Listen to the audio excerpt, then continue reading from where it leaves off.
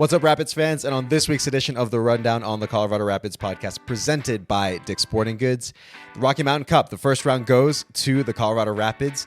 St. Louis City SC is going to make their way to altitude against Colorado. And then we have Brittany Isenhour for Off the Pitch. That and more coming up.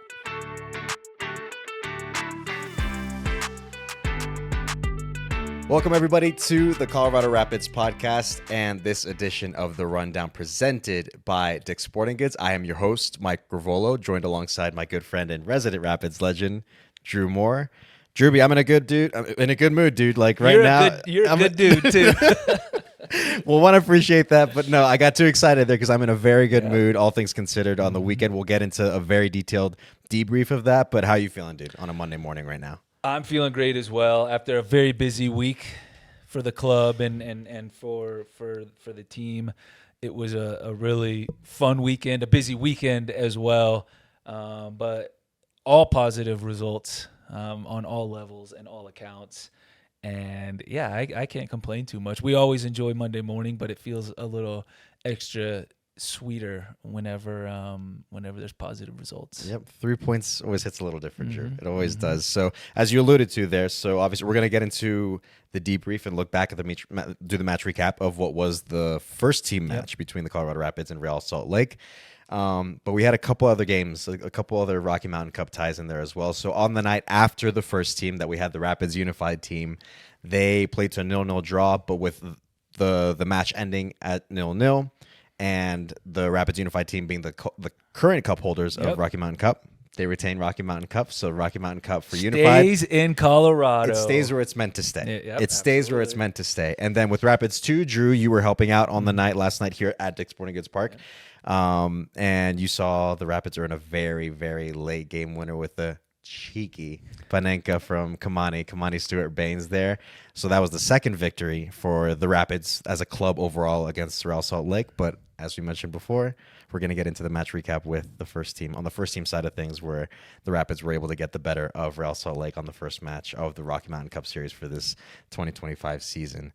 So I'd say we just get into it now. Let's get into it. Let's talk about our dominance over that team from the other side of the Rockies this week. That team from the other side of the Rockies. So this is the first matchup of the Rocky Mountain Cup Series in 2025, Drew, and Rapids got started fairly early in this match.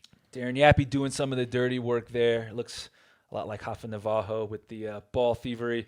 Oli Larraz maybe makes the extra pass next time, but a good early warning sign from the Rapids. And then we're going to take this to the second half, Drew, where RSL, they were enjoying more of the ball compared to the Rapids, but the Rapids found a moment here at the feet of Georgi Mihailovic. Found a moment, you're right, Mike, and Ted DiPietro does a lot of the work on this goal. Hadn't been on the pitch for long. Reggie Cannon with the underlapping run, and you get Cole Bassett and Georgi Mihailovic on the ball inside the 6-yard box, and good things happen. And this is what this game needed: a moment of quality, a moment from, a moment of work from Cole Bassett to take the ball away. And he sees Georgi Mihailovic, and there was only going to be one result with the ball on that man's foot there. But we talked about him before the match, Mike. Every derby has a hero, and there was a couple on this play. But it's Georgi Mihailovic who scores the game winner. Big player coming up in a big moment in Georgi Mihailovic with that 1-0 lead for the Rapids. And then Yappy here dribbling upfield, going a bit in transition against Salt Lake, lays it off for Ted, who just falls short of getting his first goal for the club. It's a great run from Darren Yappy. He stays on the ball, waits until the last second, draws the defenders in, and Ted DiPietro, man, that would have been sweet. It would have been 2-0. It would have been his first for the Rapids. But he made an impact coming into the match, did Ted, which is huge, and we'll talk about that here. But all in all, a fantastic derby victory for the Burgundy boys. Always nice to get 3 points on your bitter rivals. So very quick, before I get your thoughts on the match overall, Drew, we're going to look through the stats here between the Colorado Rapids and Real Salt Lake on the night. So 6 shots for the Colorado Rapids, 11 for Real Salt Lake, 3 shots on goal for the Rapids versus the 4 for Real Salt Lake. 3 corners apiece on the night for both teams. And then in terms of possession, 43.8% possession for the Rapids and 56.2% for Real Salt Lake. So Your thoughts, Drew. Basically, I'll get straight into your thoughts on the match of after watching it back and noticing a few things after the fact. After getting past the emotion of the match, as I think we all were enveloped in that. What did you make of the matchup between the Rapids and Real Salt Lake on the night? It's a huge 3 points to get over your rivals. You take a relatively commanding lead in the Rocky Mountain Cup rivalry, right? Well, it's not until October that we go back there, which, a long break. I don't really like it, but it'll be fun nonetheless during an important time of the season. So you always have to enjoy beating your rivals. It wasn't always pretty. It wasn't always exactly what the Rapids wanted it to look like, but during a difficult stretch for the Rapids, we talked about it. What a great opportunity against Real Salt Lake to kind of, get 3 points and put that, that kind of difficult stretch to bed. And a lot of work went into the match, right? And I thought defensively we were very organized, defended our penalty area extremely well. We were under it a little bit in the first half, but a lot of long-range shots from Real Salt Lake, nothing that really troubled Nico Hansen, who had another very good performance. Diego Luna got on the ball and did some things the first 30 minutes or so, but eventually was going deeper and wider to try to get on the ball, to try to influence the game. And there were a couple moments of quality from the Rapids when we needed it most, and of course on the goal. So you get your goal, you defend well, and you suffer a little bit at times, and that's what it takes to get 3 points in this league and build a little bit of momentum. And I think that's one of the biggest things coming out of this match. Against your rival, you build some momentum, you put that streak to bed, and you look forward from here.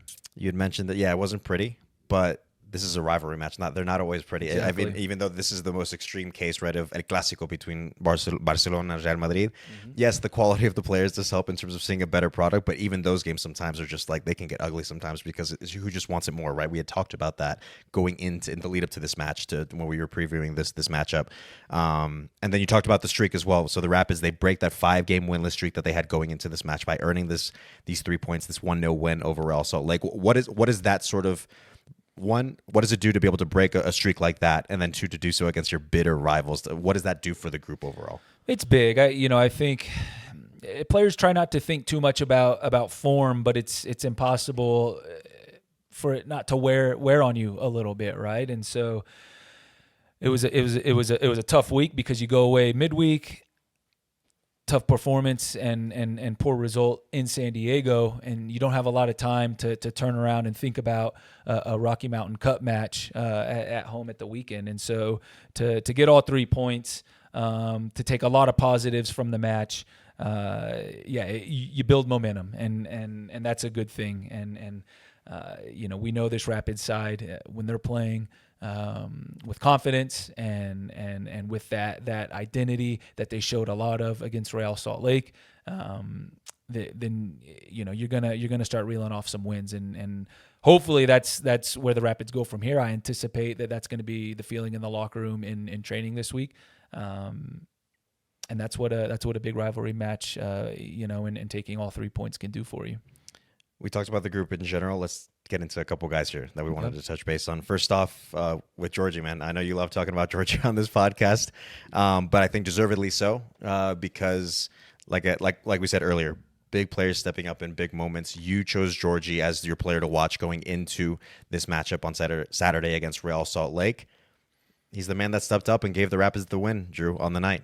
Exactly, and we kind of pitted this match, Diego Luna versus Georgie Mihailovic, and even in my, kind of in stadium hosting duties that I have on match day, it was the same thing. And all rivalry matches have storylines and have heroes, and for me, it was going to be Georgie Mihailovic, and he did his thing, popping up in difficult spots for Real Salt Lake to keep track of. I still think it was a relatively quiet match from him.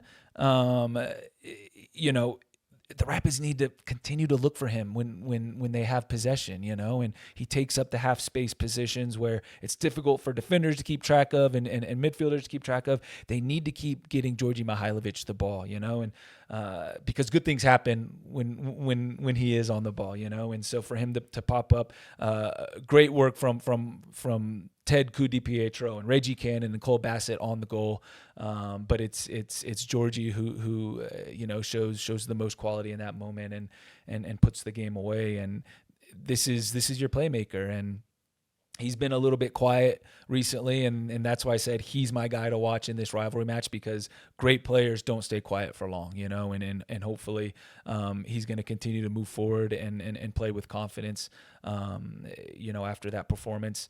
But yeah, Georgie did what he had to do, and that's why the Rapids celebrate 3 points on Saturday night. Yeah. Kind of quiet night overall, as you said, Drew, from Georgie, but he stepped up when it mattered most. Absolutely. And that was the difference on the night for the Rapids to walk away with 3 points. Another guy that you mentioned along the way, in terms of someone we wanted to highlight, was Ted Ku-DiPietro. He came off the bench, played 30 minutes, had a shot, which we saw in the highlights, where he was so close, man, to just getting his first goal for the club. Was involved in Georgie's goal as well. That was the difference on the night between the two sides.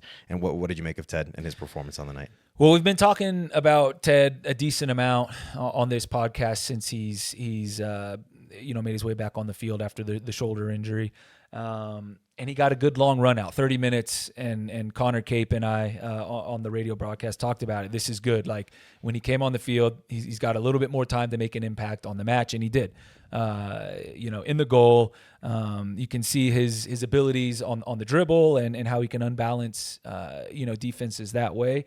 And this is the performance that I think we all kind of expect to see from Ted. He's an exciting player. He's a positive player. He combines well, and I imagine this is going to give him a lot of confidence as well, and the team confidence around him. And so very positive to see from Ted, and I would love to see him get an even longer run out here in the coming weeks. I think he probably will.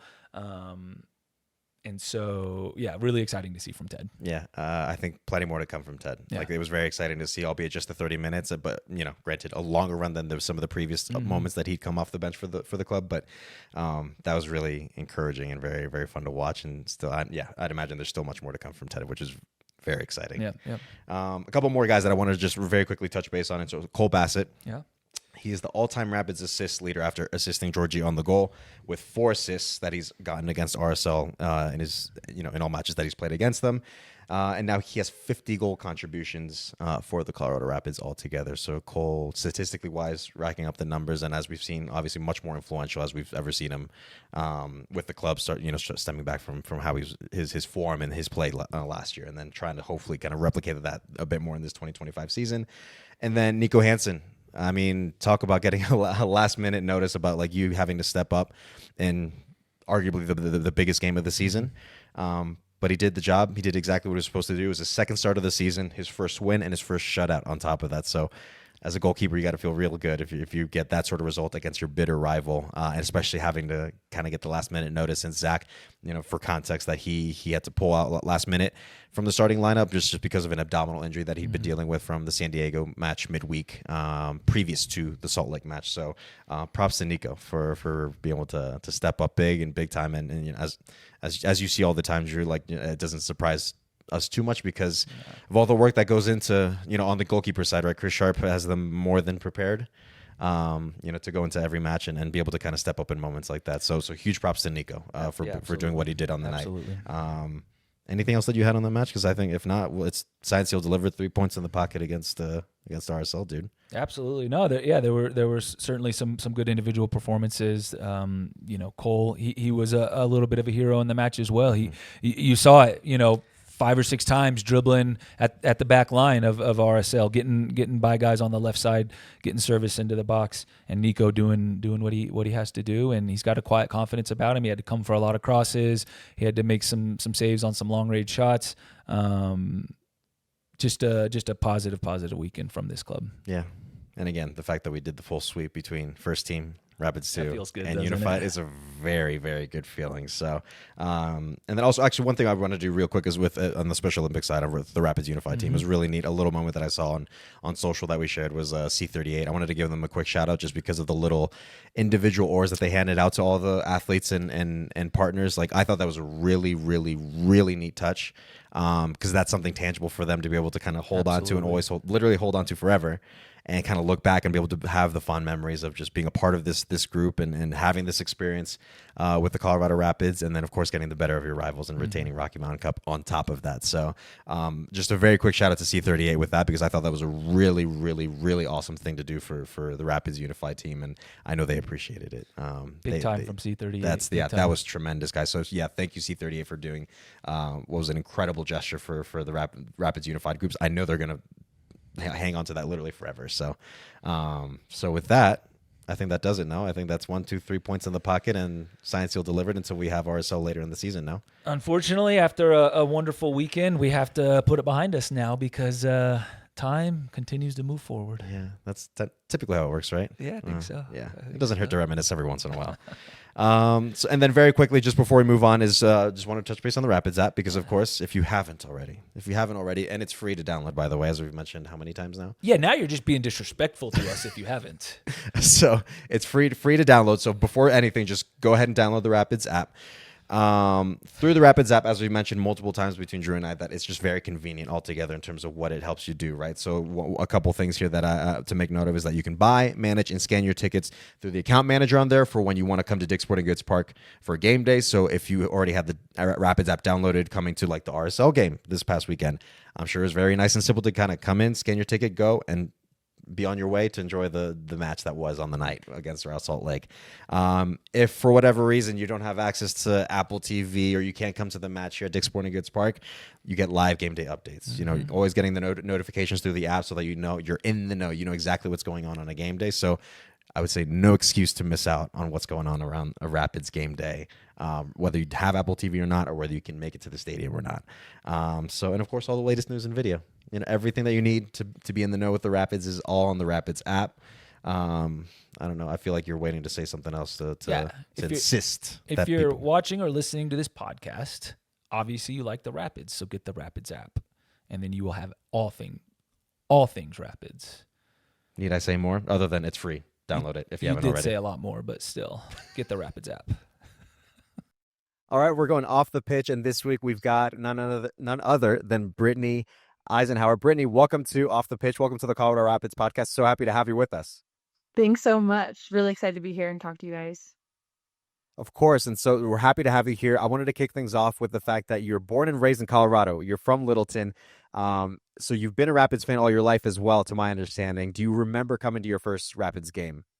Definitely. We went to so many games growing up. I was the biggest Rapids fans. I have some funny pictures if we want to put them in this podcast, but styling my Rapids jerseys with necklaces and hats, and we always came on the 4th of July games too, so just have the best memories growing up coming to the Rapids games. The 4th of July games. They're still just as much fun as they used to be. Brittany, thanks so much for joining us. And I want to ask you about your professional playing career, because you got to live the life that a lot of people dream of as a goalkeeper in an ever-growing league. What was that experience like? Yeah, I mean, it was amazing. I think growing up, it was definitely my dream to play.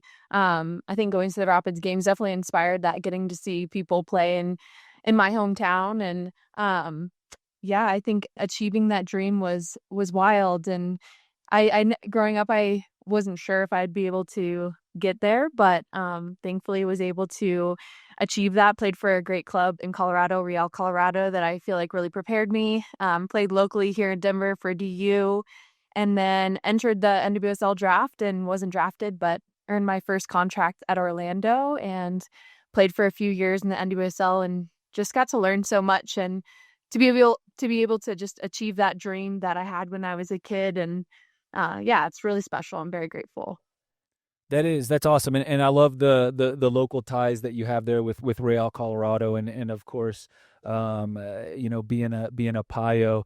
I want to also ask about your transition into what you do now. You're influencing and just being a beacon of positivity and motivation, because it's not easy for a lot of professional athletes to transition from that routine of being an athlete and having a lot of things kind of taken care of for us. Was influencing something that you did during your career, before your career?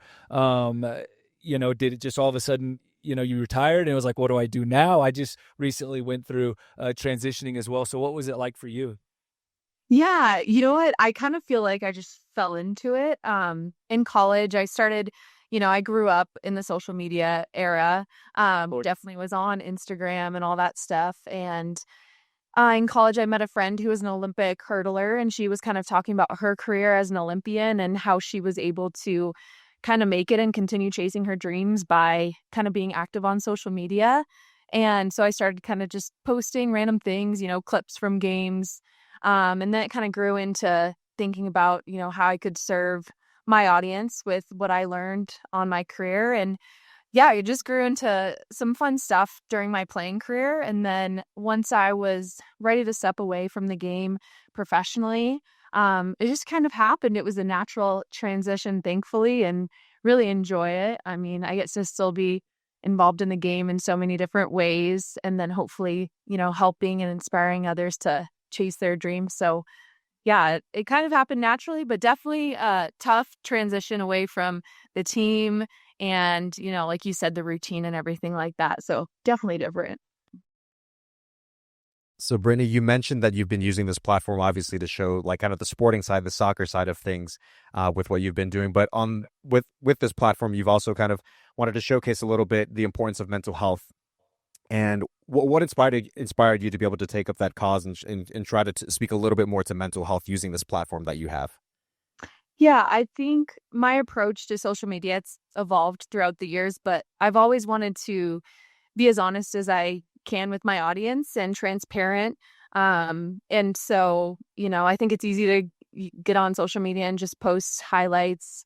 But I think, the reality of life as a human, but especially as an athlete, is those are struggles that we all go through. And so, yeah, I just want to be able to share my struggles in that, things I've gone through in my life. And through that, I think I've found a lot of other people have gone through similar things. And I think that's really key in dealing with mental health and having support, is just having a community around you. And so I feel like if I can be honest, be myself, and kind of build that community, hopefully others don't feel so alone when they're going through struggles and stuff like that. So Why do you think that is, Brittany? Why do you think athletes in particular, mental health is so under discussed? I feel like in that realm, because it's we all go through things, and I think athletes are painted as just these warriors that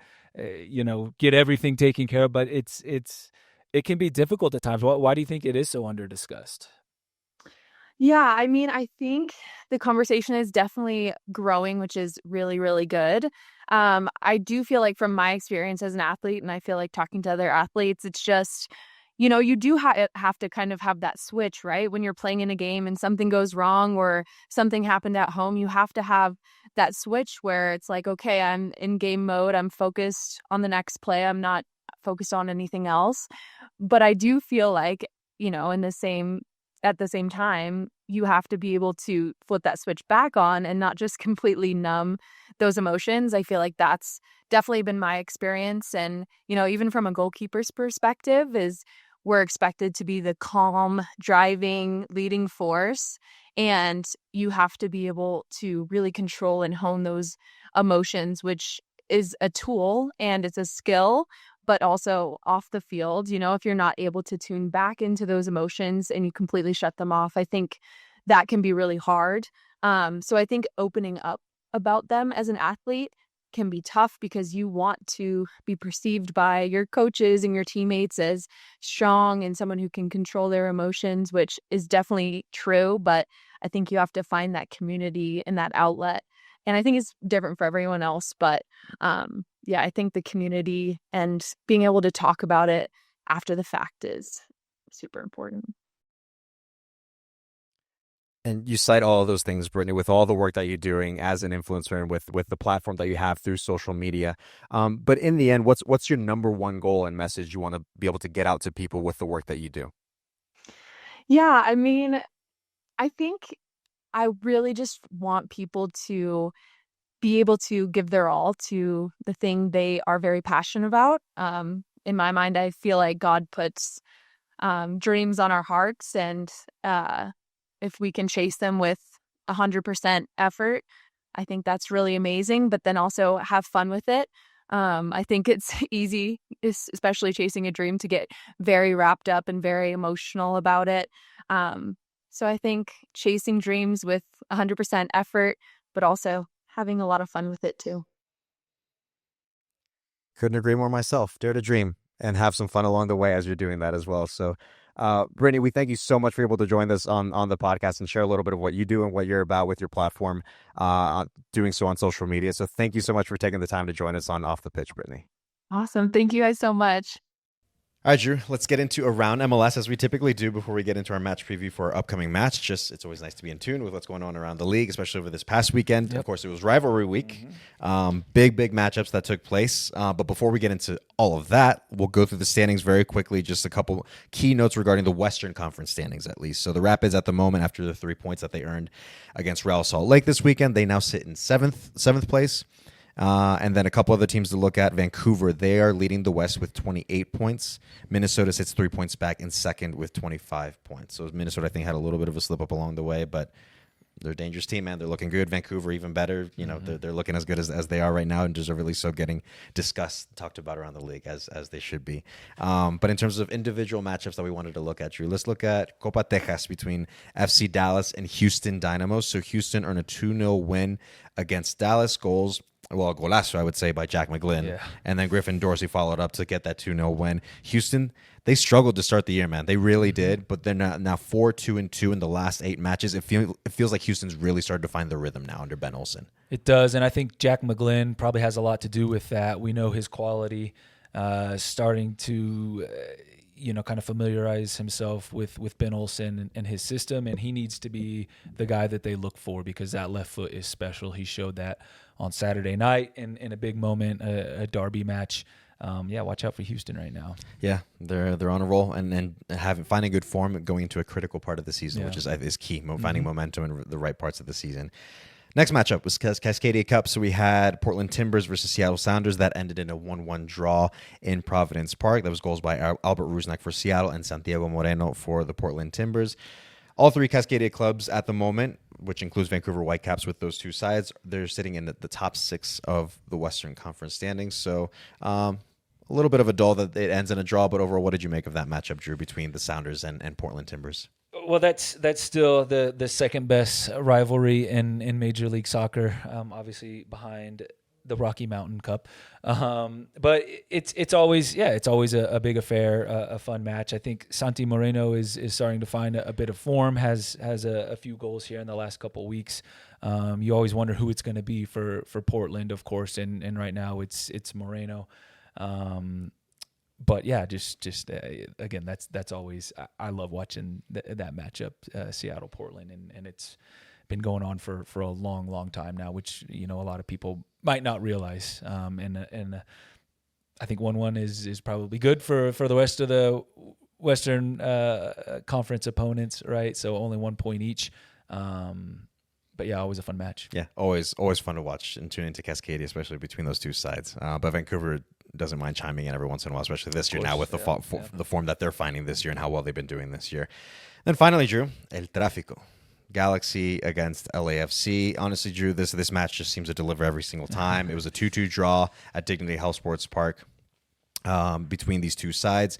Braced by Marco Royce, it feels like he finally kind of showed up and maybe had the impact that the Galaxy were hoping he would have from the moment that he arrived. With 2 really good goals on the night to give Galaxy that 2-2 draw against LAFC. But the Galaxy are still looking for their first win, man. They are. Those games are always on steroids, it seems like. This one was even maybe a little bit more relaxed than usual, only 2-2. Like, I'm used to like 4-3 and like, you know. But I think if Marco Royce can find a bit of form, that'll be a good sign for a struggling Galaxy side, right? And Royce, he hasn't quite reached the levels that he was in his prime over in Europe, which is understandable, but to see him score twice in a big occasion, right? Big time players step up in big matches. If he can find a bit of form, then maybe the Galaxy can just start to put some results together and hopefully get their first victory of the season. Yeah, a bit under it now though, as it pertains to playoffs in terms of trying to be like. I mean, because we're what 14 games in, I think, right now, Drew. So like, you'd have to win out the grand majority of those matches that you have left if you're the Galaxy to even have a chance making playoffs at the end of the year. So their form has not shown that that's going to be the case. Not exactly. They got to get win number one and then start worrying about you get win number one, but Marco Royce had a good performance on Saturday. He did. Sunday night. The free kick. Yeah, I know everything kind of blended together with how busy it's been lately. But he had a nice free kick that he had, by the way. It was actually props to him. That was actually very nice. So that'll do it for Around MLS. Just to kind of look back at what happened on the weekend. Like I said, it was an important week with rivalry week. A lot of big matchups that happened. But now we're gonna do a little more Pids talk because that's what I prefer to do, anyways. And this is gonna be looking forward to the match that we have between the Colorado Rapids and St. Louis City FC. And it's going to be here at Dick's Sporting Goods Park. Sorry, I'm looking for my notes. I actually skipped something here in terms of date and time. But this is not the first time that the Rapids and St. Louis would have run into each other. It was season opener for both sides. That was at Energizer Park between St. Louis City SC and Colorado Rapids. That was a 0-0 draw right before the Rapids had to go to LA for their CCC matchup against LAFC. So not the first time that these sides. This is the third repeat opponent that the Rapids have, I think, on the season now.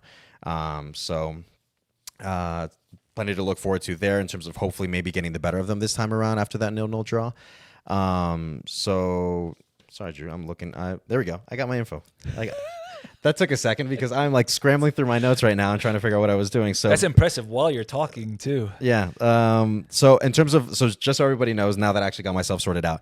So this matchup is going to take place between the Colorado Rapids and St. Louis City SC here at Dick's Sporting Goods Park on Saturday, May 24th, 7:30 p.m. Mountain Time.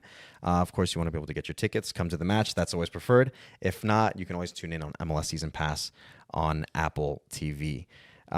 So I am looking through here still with like a couple guys that I actually wanted to talk about. But in terms of actually, let's go through the records, Drew, with these two sides. So actually, as it pertains to St. Louis City SC, they've been going through a difficult stretch, to put it lightly. So overall, they're winless in the last 10 MLS matches. Their last win came against Seattle on March 15th, Drew. Like, that's 2 months ago at this point, 2 months without a win. But as it pertains to their last 3 matches, specifically with those, so they had a 2-1 loss versus San Diego at home, 2-2 draw versus Sporting Kansas City in their midweek match last week, and what was a busy slate for everybody around the league. And then they had a 3-0 loss versus Minnesota this weekend, and they're actually going back there midweek for Open Cup, so they'll try to redeem themselves if they can, but I'm not too hopeful of that for them. Team comparisons in terms of records, Drew. So Colorado, they're 5-5-4 now after getting that 1-0 win against Real Salt Lake on the weekend. St. Louis City SC 2-7-5 in terms of points. Colorado has 19. St. Louis has 11. Colorado has scored 16 goals so far, whereas St. Louis has scored 11. Goals against, 20 against Colorado, 19 against St. Louis, and then average possession, Colorado 45.1% on the season so far, and then St. Louis has even less, actually, Drew, at 42.9%. And so, like I mentioned, Drew, last time out, season opener, 0-0 draw between these two sides at Energizer Park to kick off the season. But of course, there's even with the way that they typically play, right, which we talked about previewing that match between the two sides to kick off the season. It seems that they really haven't changed too much from that in terms of being more defensively sound, or at least focusing more on that, and maybe trying to find a couple moments here and there going the other way. A couple guys that would maybe be of note on their part is like a Roman Burke, who just came back from injury pretty recently. That kind of kept him out for this 2025 season. You look at Cedric Toyshirt with a few goals on the season for them right now. Kind of one of their more creative outlets that they have. So this feels like an interesting matchup for the Rapids, because, again, this is the second time now that the Rapids will face St. Louis City, albeit at least here now at altitude at Dick's Sporting Goods Park. But it's the defensive structure that the St. Louis City side really, really relies on, or likes to depend on, which could make things difficult for the Colorado Rapids. I think so. It's going to be it's difficult to pin down St. Louis just because of the way they play, and you can't really take much from match day one when the Rapids went there and played to a 0-0 draw. That was just kind of the introduction to Olaf Melberg and this side being, built from the back forward, and there's been times where there's been 4 or 5 center backs on the field for them. So they try to stay very organized defensively, be difficult to break down. They've shifted their formation a little bit. They kind of typically build in a 3-4-2-1, and they try to get their wing backs involved in the attack as much as possible, but they don't do a great job with that either. And so they're just kind of looking for the Toyshirt or Hartel, and Leuven's missed a little bit of time recently, and Pompeu, and kind of hope that those guys can make something happen in the attacking half. That being said, it's a great opportunity for the Rapids to play against a struggling side. And when you play against a struggling side, you have to put the struggling side away, especially here at home. It's a lot easier said than done, and we'll get into maybe ways that they can do that.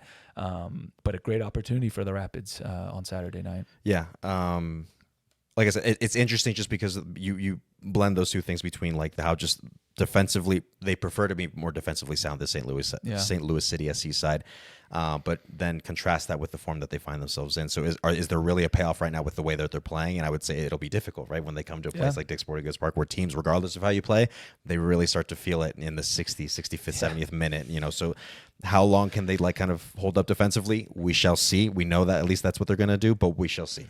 But I think in terms of one guy that I want to kind of keep an eye on with St. Louis City SC, one guy I think that really could maybe provide them some sort of outlet if they're going to go in transition, just because of the fact that they will typically sit and defend and be more defensively astute, is going to be Celio Pompeu, their winger.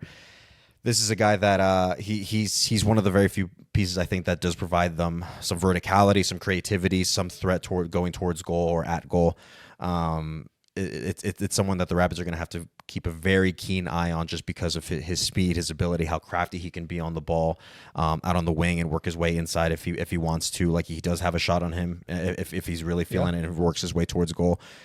So just because of his skill set and what he provides, the outlet that he provides St. Louis, with the way that they want to sit kind of in front of their goal, he's going to be important and a dangerous player for St. Louis City SC, and the Rapids will need to keep tabs on him throughout the night. Absolutely, and it's good to see him back on the field after the gruesome injury that he suffered last season, and maybe he's starting to find his form. You get an injury like that, it takes time for your body, of course, but your head also to get back into the swing of things. So certainly somebody to watch in St. Louis City, especially their attack. And for me, the Rapids player that I'm going to highlight is going to be Ted Kudipietro, actually, whether he goes from the start or whether he comes off the bench. And I think he's the one I want to highlight, but it's all kind of the wingers for the Rapids, whether it's Ted, Cole Bassett, Kevin Cabral, Calvin Harris, right?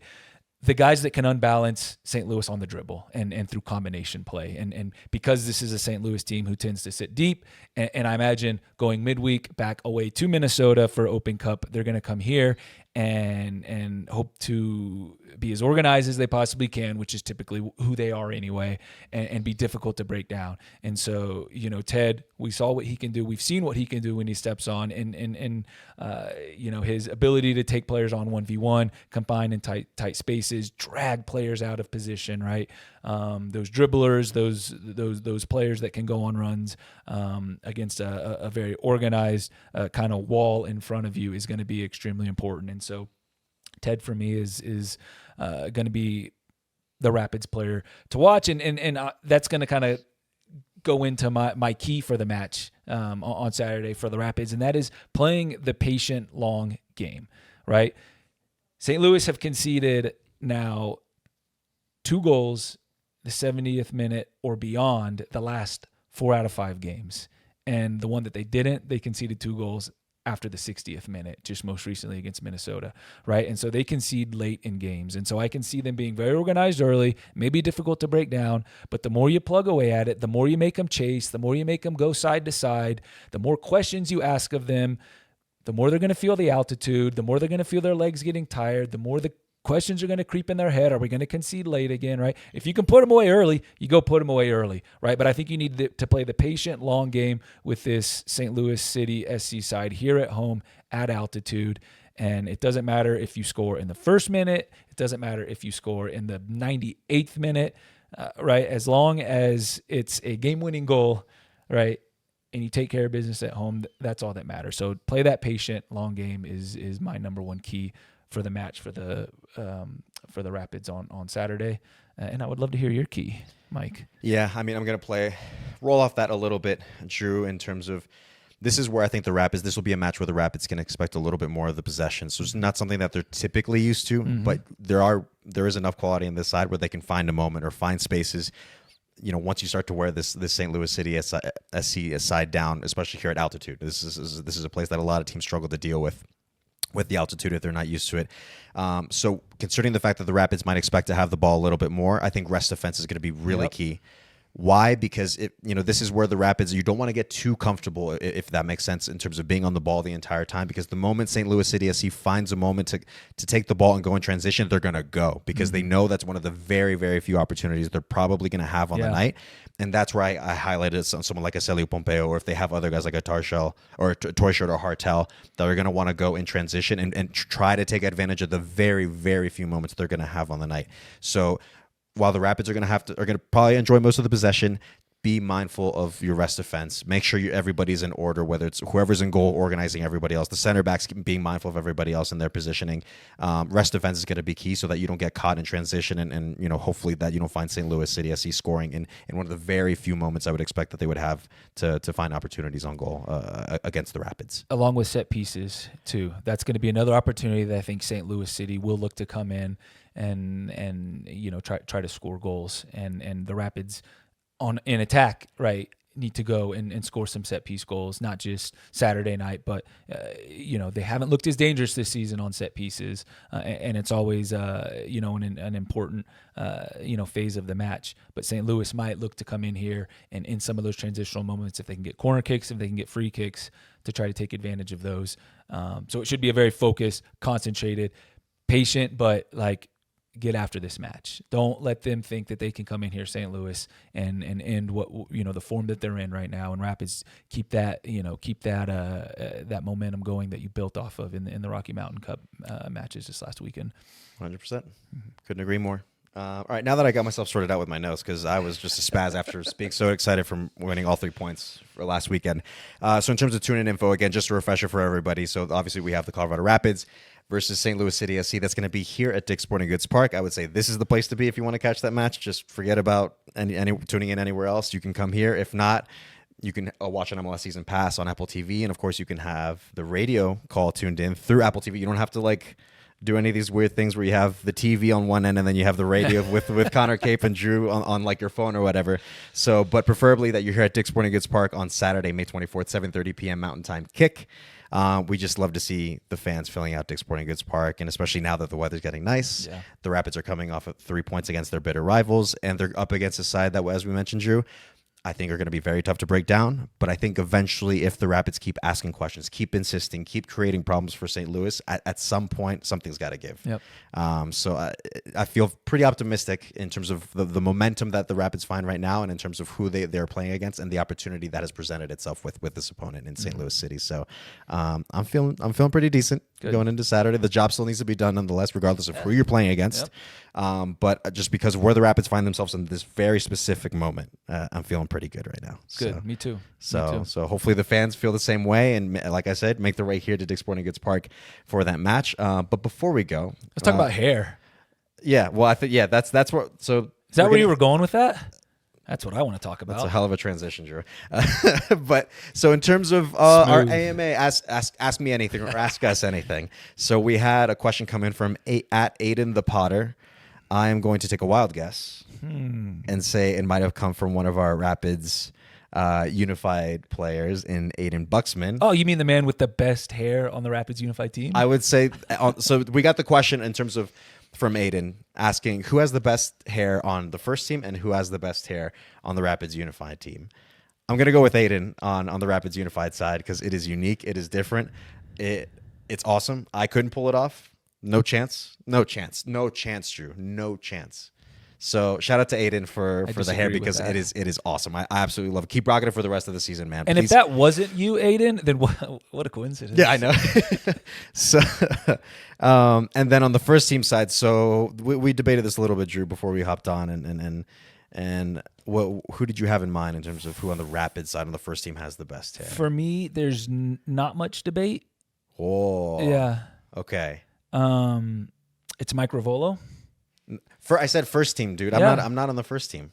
What do you mean? I'm around the first team. I'm not the first team. Okay. Then if it's not Mike Ravolo, for me it's Oliver Loraz. Yeah, I agree. The color, first of all, is amazing because nobody else has it quite like that. I know there's others that are close, but his hockey flow, right? And he's done like the mohawk before or faux hawk or tried to, and he's done like the mullet before, right? Or kind of tried to. But when he does like the playoff hockey flow, right, where it's, brushed over, you can just see him like putting a helmet on. He used to play hockey. He did, yeah.